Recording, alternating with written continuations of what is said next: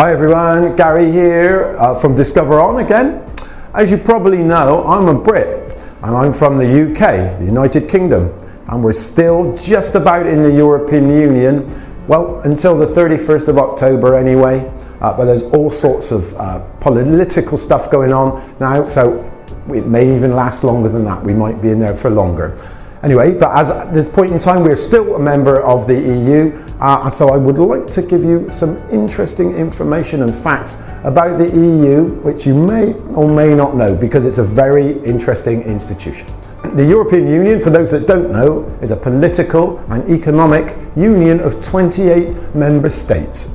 It eliminates all border controls between the members and allows free movement of goods and people, except for random spot checks for drugs and crime.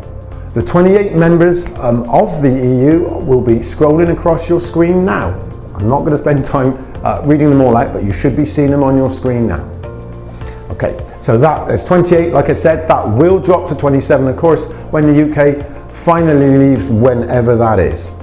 So the purpose of the EU generally is to be more competitive in the global marketplace. And it also, of course, has its own currency called the euro, which I'll tell you a little more about in a minute. The concept of a European trade area was first established in 1950 by Belgium, France, Germany, Italy, Luxembourg and the Netherlands, who together created the European Coal and Steel Community. In 1957, the Treaty of Rome established the very first common market called the European Economic Area. Anyway, let's get on with some slightly more fun facts. So as of January 2017, there is an estimated 511.8 million people living within the European Union. Between those 28 member states, they speak 24 official languages. And each time there is a debate in the European Parliament, all of those debates are translated into each of those 24 languages. The EU also has its own song, its own anthem, and it's called the Anthem of Europe. And it's played on official occasions, of course, and it's based on the final movement of Beethoven's 9th Symphony called Ode to Joy.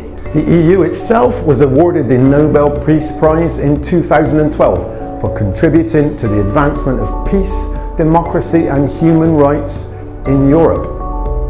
As I mentioned, I briefly mentioned the euro, the EU's currency, and of those 28 member states, 19 use the euro as their currency. In case you were wondering, the word Brexit, which is the word we are using to talk about the EU's departure, was formed from two words, British, exit, which gives us exit. The EU within itself is the world's largest economy.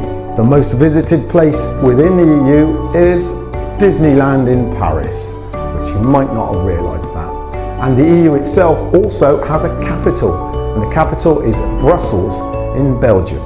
And it also has a motto, which is United in Diversity.